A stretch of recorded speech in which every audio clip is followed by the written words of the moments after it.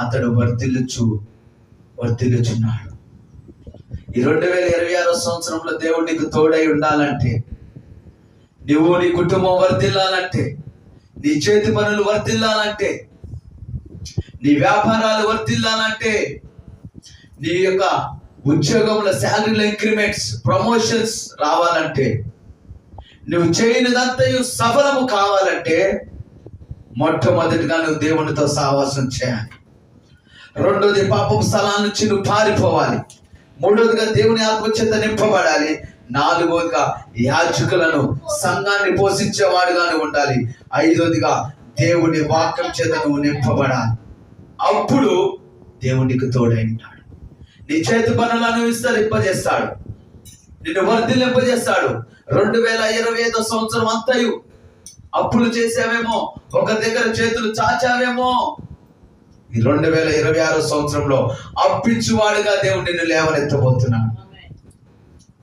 అనేకులు పోషించేవాడుగా నిన్ను లేవనెత్తబోతున్నాడు. యోసేపు దేశాన్ని పోషించాడు. నిన్ను ఈ 2026 సంవత్సరంలో అనేకులు పోషించేవాడుగా దేవుడు లేవనెత్తబోతున్నాడు. హల్లెలూయా, హల్లెలూయా, హల్లెలూయా. దేవుడు నీకు తోడై ఉండబోతున్నాడు, నిన్ను వర్ధిల్లింపజేయబోతున్నాడు. చివరిగా చదువుకుందాం. ఆదికాండము 41వ అధ్యాయం 49వ వచనం.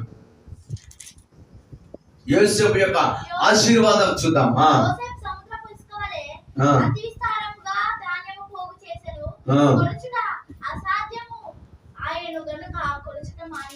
ఆమేన్, హల్లెలూయా, హల్లెలూయా.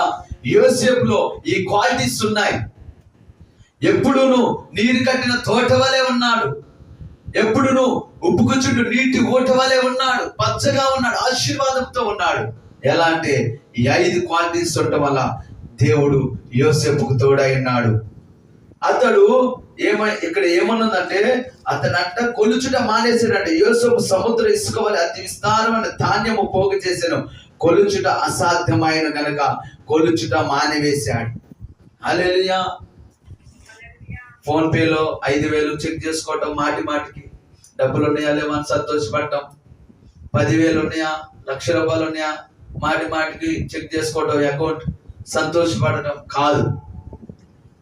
ఈ 2026 సంవత్సరంలో నువ్వు కొలుచుట మానేయాలా, లెక్కేయటం మానేయాలా. నీకు విసుగు పుట్టాలని ఆశీర్వాదాన్ని చూసి 2025 మట్టికి అంతా